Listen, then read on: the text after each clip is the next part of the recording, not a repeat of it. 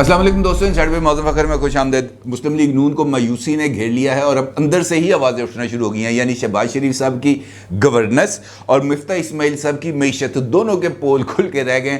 पता चल गया लोगों ने कि भाईजान ने दोवें किन्ने पानी सन, क्योंकि जो हालात इस वक्त सामने आ रहे हैं, एक तरफ सैलाब है, एक तरफ महंगाई है। जो लोग सैलाब में नहीं डूबे वो इस वक्त महंगाई में डूबे हुए हैं, उनका किसी तरह का कोई पुरसाने हाल नहीं है। ऐलान कर दिए जाते हैं, लेकिन जब उन ऐलानात पर अमल दरामद का वक्त आता है तो सारे हाथ साथ झाड़ के ना यूं करके साइड पे होकर खड़े हो जाते हैं।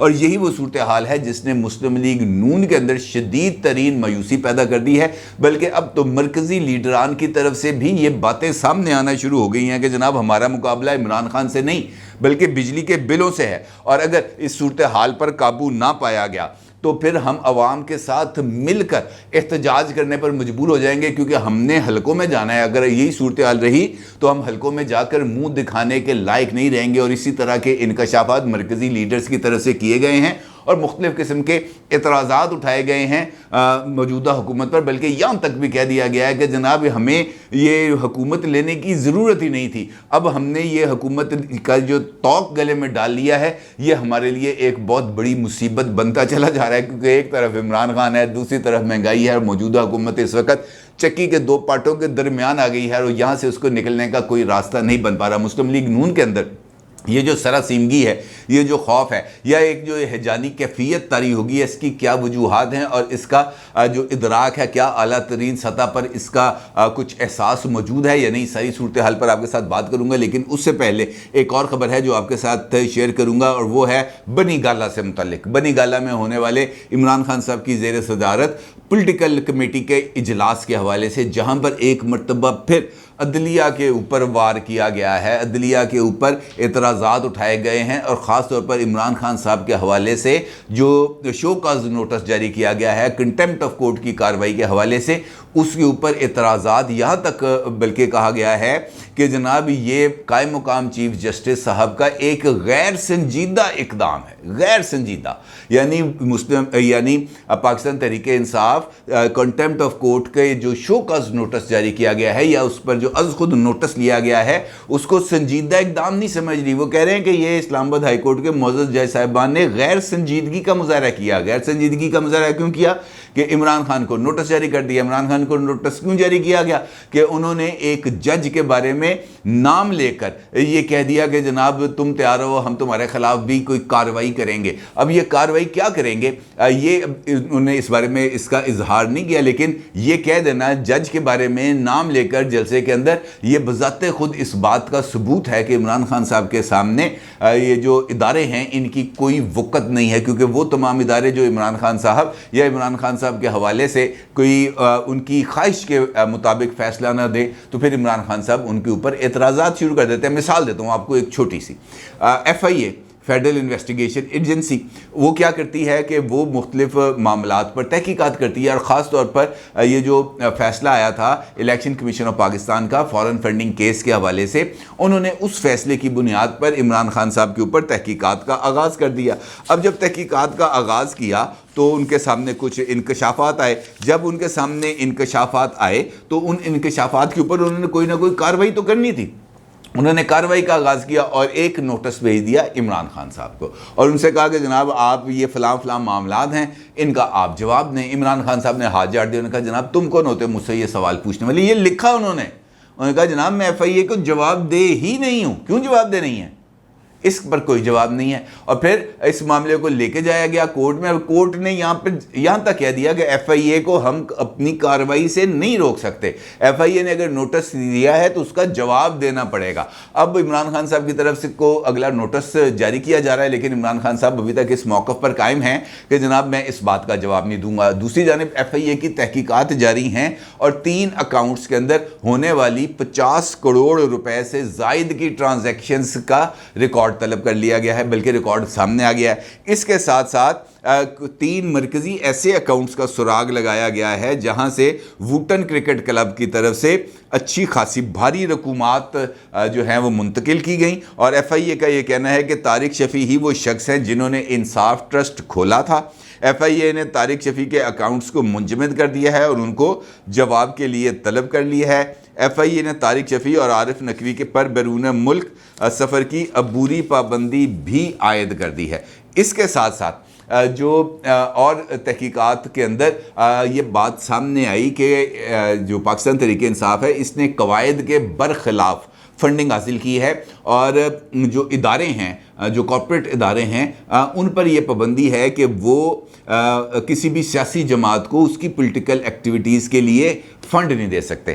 عمران خان صاحب نے 21 کمپنیوں سے فنڈز وصول کی، اور ہیوی اماؤنٹ کے اندر فنڈز وصول کیے، ہلکے پھلکے نہیں، ہیوی 50 کروڑ روپے کے فنڈز وصول کیے، اور اس میں سے 11 کمپنیز جو ہیں ان کے بارے میں ایف آئی اے نے ایس سی سی پی کو خط لکھ دیا ہے، اور ان سے کہا گیا جناب ذرا انہاں دی کمپنیاں دے بائی تو ہم دسو یہ کون سی کمپنیاں ہیں، ان کا کاروبار کیا ہے، ان کا ان کا جو آپس میں ہوتا ہے کہ ان کا میمورینڈم کیا ہے، ان کے آرٹیکلز آف ایسوسیشنز کیا ہے، ان کا پیڈ اپ کیپٹل کیا ہے، وٹ ایور یہ بزنس کس فیلڈ میں کرتے ہیں، یہ آپ کو جو سالانہ بنیادوں پر جو اپنی آڈٹ رپورٹس پیش کرتے ہیں وہ ذرا مکمل ڈیٹا ہمیں فراہم کریں۔ اب یہ جو کمپنیز جنہوں نے عمران خان صاحب کو پیسے دیے ہیں ان کے اوپر کارروائی ہوگی۔ اس کارروائی کا کیا مطلب ہے؟ اس کارروائی کا مطلب یہ ہے کہ عمران خان صاحب کی جماعت کے لیے جو آکسیجن پائپ ہے اس کو کاٹنے کی منصوبہ بندی کر لی گئی ہے۔ یعنی عمران خان صاحب کا جو دار و مدار ہے وہ یہی ہے نا، وہ خود تو کوئی کاروبار نہیں کرتے، وہ تو خود اس بات کو تسلیم کرتے ہیں کہ نہ میرا کوئی کاروبار ہے، نہ میں کوئی جدی پشتی رئیس ہوں، میرا تو جو کچھ بھی ہے کمایا ہے وہ میں نے کرکٹ سے کمایا ہے، اس کے علاوہ میری کوئی ذریعہ آمدنی توشہ خانہ الگ ہے، وہ تو ابھی تازہ واقعہ ہے۔ اس کے علاوہ تو ان کا کوئی ذریعہ آمدنی نہیں ہے۔ ان کا ذریعہ آمدنی یا ان کی پارٹی کو چلانے کا جو طریقہ کار وہ کیا ہے؟ وہ ہے پیسے اکٹھے کرنا۔ پیسے اکٹھے کرنا مطلب یہ ہے کہ فنڈنگ لینا، چیریٹی لینا، یا اپیل کرنا کہ جناب ہم نے جلسہ کرنا ہے، سارے لوگ 100 روپیہ دیں، 1000 روپے دیں، وٹ ایور۔ یہی وہ طریقہ کار ہے نا جس کے ذریعے وہ پیسے اکٹھے کرتے ہیں۔ اب اس پیسے اکٹھے کرنے کے اندر مختلف ادارے بھی ہیں جو عمران خان صاحب کو پیسے دیتے ہیں، اور وہ یقینی طور پر بیریا ٹاؤن ہے، اگر وہ 250-300 کنال زمین دے دیتا ہے، یا ہیروں کے ہار دے دیتا ہے، یا ہیروں کی انگوٹھیاں دے دیتا ہے تحفے میں، تو اس کا مطلب یہ ہے کہ وہ اس کے عوض کچھ نہ کچھ اپنے لیے فوائد حاصل کریں گے جو انہوں نے کیے۔ بلکہ وہ ایک آڈیو اگر آپ کو یاد ہو منظر عام پر آئی تھی جس کے اندر ملک ریاض صاحب اپنی صاحبزادی کے ساتھ گفتگو کر رہے ہیں، جس کے اندر کہا جا رہا ہے کہ جناب یہ 3 کیرٹ نہیں وہ 5 کیرٹ کی انگوٹھی مانگ رہے ہیں، اور انہوں نے کہا کہ جناب انگوٹھی ملے گی، کل ہی نوٹیفیکیشن جاری ہو جائے گا، وہ اٹھ جائے گا، گودام کھل جائیں گے، وٹ ایور۔ وہ ایک آڈیو ان کی ریکارڈ پر موجود ہے نا، یہ چھپی ہوئی بات تو نہیں ہے۔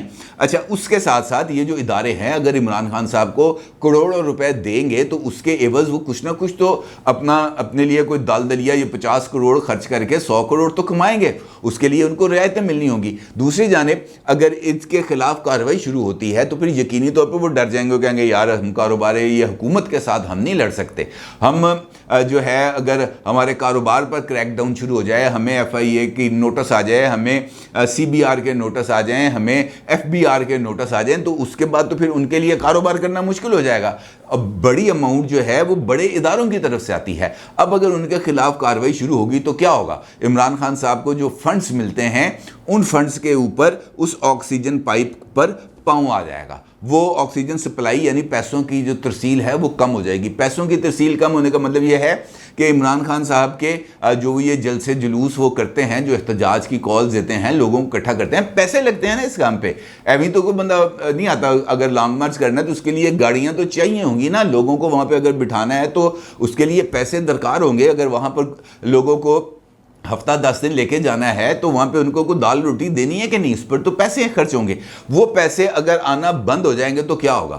وہ یہ تمام کا تمام سسٹم جو ہے وہ کلیپس کر جائے گا۔ جب وہ کلیپس کرے گا تو اس کا الٹیمیٹ جو لوزر ہیں وہ کون ہوگا؟ وہ عمران خان صاحب ہوں گے۔ لہٰذا حکومت نے اب ان لائنز کے اوپر کام کا آغاز کر دیا ہے، اور جیسے ہی اس طرف کام کا آغاز ہوا ہے عمران خان صاحب کی طرف سے اداروں کو دباؤ میں لانے کے عمل کا آغاز ہوا ہے، اور یہ تمام چیزیں، یہ کڑیاں ایک دوسرے سے ملی ہوئی ہیں، یہ ان کو آپ الگ الگ نہیں کر سکتے۔ اداروں کے خلاف الزام تراشی، اداروں کے خلاف مہم، اداروں کو ٹارگٹ کرنا، اداروں کو پریشر میں لے کے آنا، بنیادی طور پر اس سارے کے سارے یعنی یہ جو عمران خان صاحب کے احتساب کا عمل جاری ہے اس کو روکنے کی کوشش ہے، کیونکہ اگر وہ نہیں رکے گا تو پیسوں کی سپلائی رک جائے گی, پیسوں کی سپلائی رکے گی تو پولیٹیکل ایکٹیویٹیز رک جائیں گی. اب اگرچہ ان کے پاس پنجاب اور کے پی کے کی گورنمنٹس موجود ہیں, لیکن سرکار کے خزانے سے اتنی بڑی اماؤنٹ میں پیسوں کا نکلنے کا بہت بڑا آڈٹ آبجیکشن لگتے ہیں. جب آڈٹ آبجیکشن لگتے ہیں تو پھر اس کے اوپر بھی اگلے سوال شروع ہو جاتے ہیں, اور اسی وجہ سے یہ جو پولیٹیکل کمیٹی کا اجلاس کیا گیا اس کے اندر واضح طور پر اس طرف اس کا ذکر کیا گیا. بلکہ فواد چودھری صاحب نے تو اس کے بعد باضابطہ طور پر پریس بریفنگ بھی کی, جس کے اندر ان کا یہ کہنا تھا کہ حکومت سیاسی حریفوں کو گرفتار کرنے پر توجہ مرکوز کیے ہوئے ہے, جبکہ عوام سیلاب سے تباہ ہو گئی ہے. ساتھ ان کا یہ کہنا تھا کہ شہباز گل پر دوران حراست تشدد کیا گیا. چیف جسٹس آف پاکستان اس تشدد کا نوٹس لیں, اس طرح کے کیسز سے عدلیہ متاثر ہو رہی ہے. اسلام آباد ہائی کورٹ کے قائم مقام چیف جسٹس نے جو آرڈر دیا اس کو کوئی سنجیدہ نہیں سمجھتا. بات ثابت ہوگی نا کہ کارروائی کا آغاز ہونے کا مطلب یہ ہے کہ اداروں کو ٹارگٹ کرنا شروع کر دو, ان کو غیر سنجیدہ قرار دے دو, نان سیریس اینٹی کے طور پر ٹریٹ کرنا شروع کرتے ہیں. یار یہ کون سا طریقہ کار ہے, یہ کون سی سیاست ہے؟ پھر یہ کہنا کہ عوام سیلاب سے تباہ ہو گئی ہے. وفاقی حکومت جو ہے وہ سیاسی حریفوں کو گرفتار کرنے پر توجہ مرکوز رکھی ہوئی ہے. یہ بھی بڑی ایک دلچسپ سچویشن ہے. ایک جانب کہتے ہیں کہ شہباز حکومت اسلام آباد کے 25 کلومیٹر رقبے پر حکومت کر رہی ہے. پھر یہ کہتے ہیں جناب 18ویں ترمیم کے ذریعے اب صوبوں کو خود مختاریہ, لہٰذا وفاق صوبائی معاملات میں مداخلت نہیں کر رہا. اب سیلاب کدھر آیا؟ مثال کے طور پر, اگر غلط بات ہے, میں یہ نہیں کہہ رہا کہ سیلاب آنے کا اس کا جو ہے مذاق اڑایا جائے, لیکن بندے کو بات کرتے ہوئے خود بھی تو خیال آنا چاہیے کہ یار میں کیا کہہ رہا ہوں. پنجاب کس کی حکومت ہے؟ پی ٹی آئی کی. چیف منسٹر کون ہے؟ پی ٹی آئی کا سپورٹڈ بندہ پرویز الہی. سیلاب کدھر آیا ہے؟ جنوبی پنجاب میں. نوٹس کس نے لینا ہے؟ امدادی کارروائیاں کس نے کرنی ہیں؟ پنجاب نے آگے سے اگر اس کے وسائل سے چیز باہر نکل رہی ہے تو اس کے لیے انہوں نے رابطہ کس سے کرنا ہے؟ وفاقی حکومت سے. اب اگر یہ ایک جو کوارڈینیشن چین جو میں نے آپ کو بتائی ہے, اگر اس کوارڈینیشن چین پر عمل درآمد نہ کیا جائے تو قصوروار کون ہوگا؟ وفاق تو اپنے طور پر جو بھی کر رہا ہے وہ اس کو کرنا چاہیے, بلکہ بڑھ چڑھ کے کرنا چاہیے, اپنے تمام تر وسائل استعمال کرنے چاہیے. اسی طریقے سے صوبائی حکومتوں کو بھی کرنا چاہیے. لیکن چیف منسٹر پنجاب بنی گالا تو جا سکتے ہیں, راجن پور نہیں جا سکتے. کو سلیمان سے جو سیلابی ریلے آ رہے ہیں ان سے متاثرہ افراد کی اشک شوئی کے لیے نہیں جا سکتے. محمود خان سوات نہیں جا سکتے جہاں پر ان کی 10 سال حکومت ہو گئی اور وہاں پر کس طریقے سے ڈوبے ہوئے ہیں. سوشل میڈیا پر ویڈیو وائرل ہے. بلوچستان میں تباہی مچ گئی ہے, اور حکومت کسی جگہ پر ایک منٹ کے لیے نظر نہیں آ رہی کہ بلوچستان کی حکومت کا ہے. بھائی کدھر جا رہے ہیں یہ جو فنڈز آ رہے ہیں؟ 32 ڈیم ٹوٹے ہیں, 32 ڈیم صرف بلوچستان میں سیلاب کی وجہ سے. 32 ڈیم.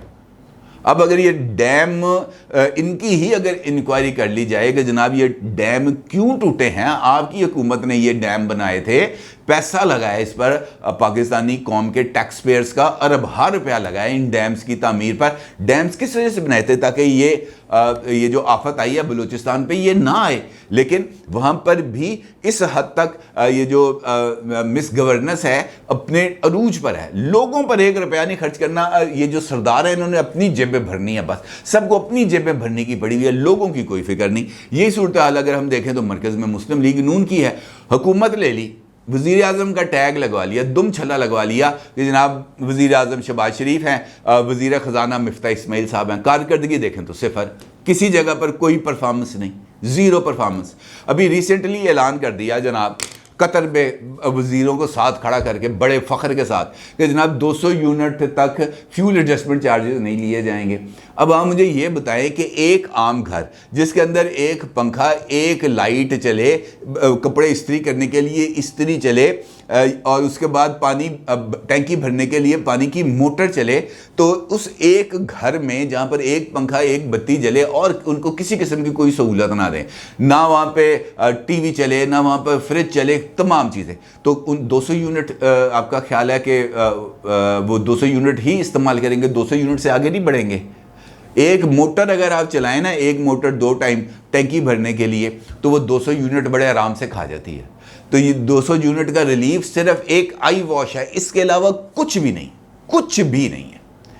اور یہ صرف اور صرف तमाशा देखने की बात है। बल्कि आज खबर आई है, दो खबरें, एक कि ये जो 1 सितंबर है, यहाँ पर IMF के साथ चूँकि उनको इंटेंट, लेटर ऑफ इंटेंट लिख दिया है, उसके अंदर ये बात उनको लिख के दे दिया है कि जनाब ये जो पेट्रोल है, पेट्रोलियम प्रोडक्ट्स हैं, इनके ऊपर GST हम लगाएंगे 10% या 11%, और उसके साथ साथ ये पेट्रोलियम डेवलपमेंट लेवी जो आपके साथ हमने तय किया था 50 रुपये तक करनी है, उसकी मद में भी 10 रुपये का इजाफा किया जाएगा। यानी 1 सितंबर को पेट्रोल की कीमतों में 20 रुपये का इजाफा होगा।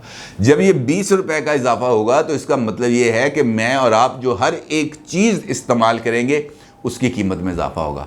कौन रोकेगा जनाब इन चीज़ों को? कोई नहीं रोकेगा।